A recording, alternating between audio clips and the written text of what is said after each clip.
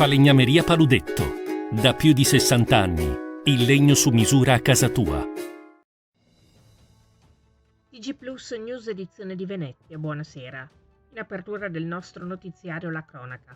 Un pessimo biglietto da visita per la città e i suoi effetti ricadono non solo sulla vittima, ma anche sulla città stessa, delineando un contesto generale di insicurezza e pericolo. L'episodio di oggi è purtroppo solo l'ultimo di una lunga lista. La necessità di assumere provvedimenti adeguati è cogente e urgente. Lo afferma il presidente del Consiglio regionale del Veneto, Roberto Ciambetti, commentando il borseggio di cui è stato oggetto José Ignacio Vázquez Márquez, ministro del Tribunale Costituzionale del Cile, in visita istituzionale a Venezia. Il presidente della prima commissione, Luciano Sandoná, ha aggiunto: episodi questi che non possono essere derubricati come reati minori. I loro effetti hanno infatti una ricaduta a cascata su un contesto ben più ampio, capace di causare un effetto moltiplicatore negativo che danneggia non solo le vittime dirette, ma ne causa molte altre di indirette. Agire in modo tempestivo è fondamentale.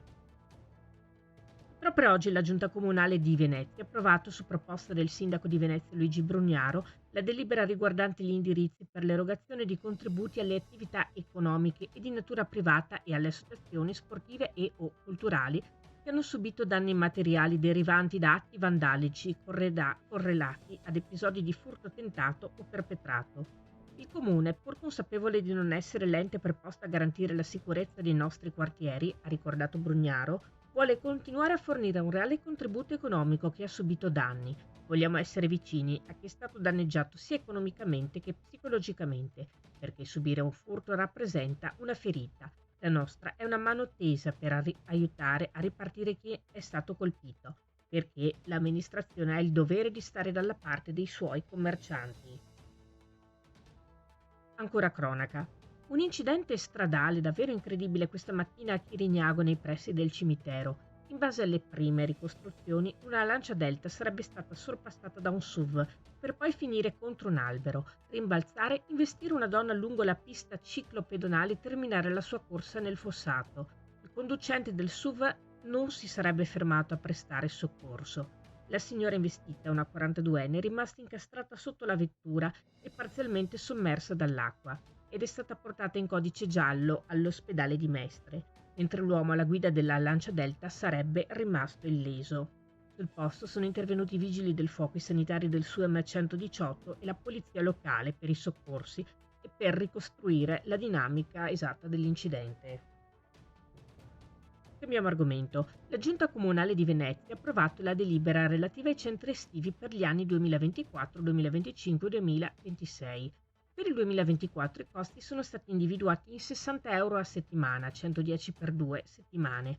Per il tempo parziale è fissata la cifra di 50 euro a settimana, 90 euro per 2 settimane. Prevista la riduzione per ogni fratello. È stato confermato il valore dell'importo a carico dell'utenza per ogni pasto in 4 euro per gli utenti scuola dell'infanzia e 4,25 euro per gli utenti della scuola primaria. Abbiamo deciso di confermare le tariffe senza alcun aumento, e questo proprio per non gravare le famiglie di ulteriori costi. I centri estivi risultano infatti di estrema rilevanza quali servizi di supporto ai nuclei familiari e in molti casi non possono offrire ai propri figli altri momenti ricreativi nel periodo estivo, ha spiegato l'assessore alle politiche educative del Comune di Venezia, Laura Besio. Questa era la nostra ultima notizia. Grazie per essere stati con noi. Arrivederci.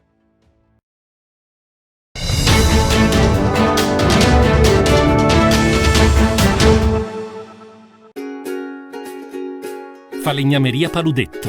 Da più di 60 anni. Il legno su misura a casa tua.